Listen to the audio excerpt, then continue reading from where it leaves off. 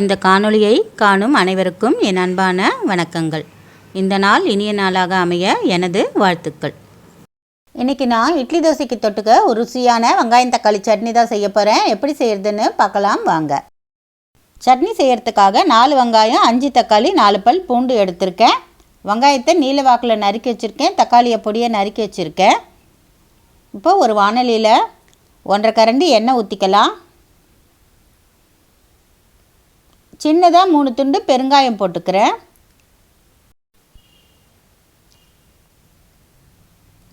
பெருங்காயம் பொரிஞ்சதும் உளுத்தம்பருப்பு 2 டீஸ்பூன் போட்டுக்கலாம். உளுத்தம்பருப்பு லேசாக கலர் மாறினதும் சோம்பு 1/2 டீஸ்பூன் போட்டுக்கலாம். சோம்பு பொரிஞ்சதும் 4 பல் பூண்டு வச்சுருந்தோம் இல்லையா, அதை போட்டு லேசாக வதக்கிட்டு 5 காஞ்ச மிளகாயை போட்டுக்கலாம். அதையும் லேசாக வதக்கினதும் நறுக்கி வச்சுருக்க வெங்காயத்தை போட்டு வதக்கலாம்.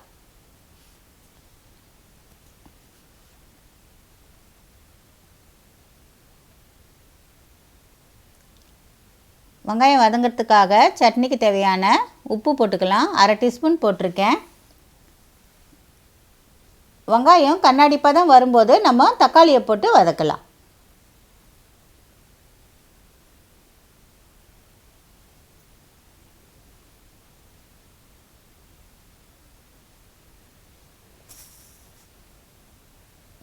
தக்காளி நல்லா வதங்கி வரணும்.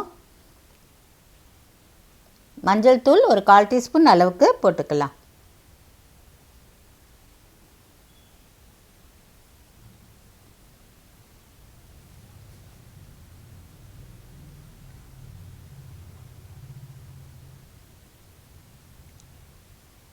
தக்காளி நல்லா வதங்கிடுச்சு. கடைசியாக சின்னதாக ஒரு துண்டு புளி போட்டுக்கலாம்.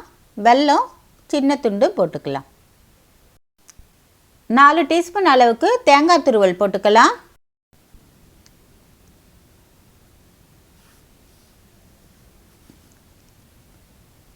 போட்டுட்டு லேசாக கலந்து விட்டுக்கலாம். ரொம்ப வதக்கணும்னு இல்லை, லேசாக வதக்கினா போதும்.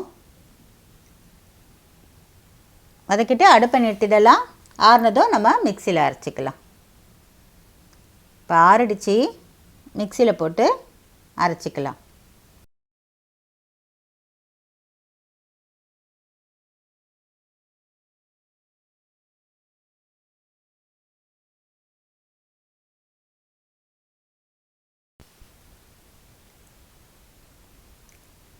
ரொம்ப நைஸாகவும் அரைக்க வேணாம், சும்மா லைட்டாக கரகரப்பாக இருக்க மாதிரி அரைச்சிக்கலாம்.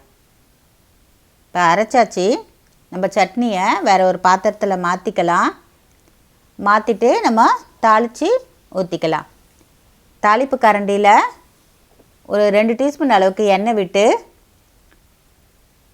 கடுகு 1/4 டீஸ்பூன், உளுந்து 1/4 டீஸ்பூன், கறிவேப்பிலை கொஞ்சம், பெருங்காயம் கொஞ்சம் போட்டு தாளித்து சட்னியில் ஊற்றிக்கலாம்.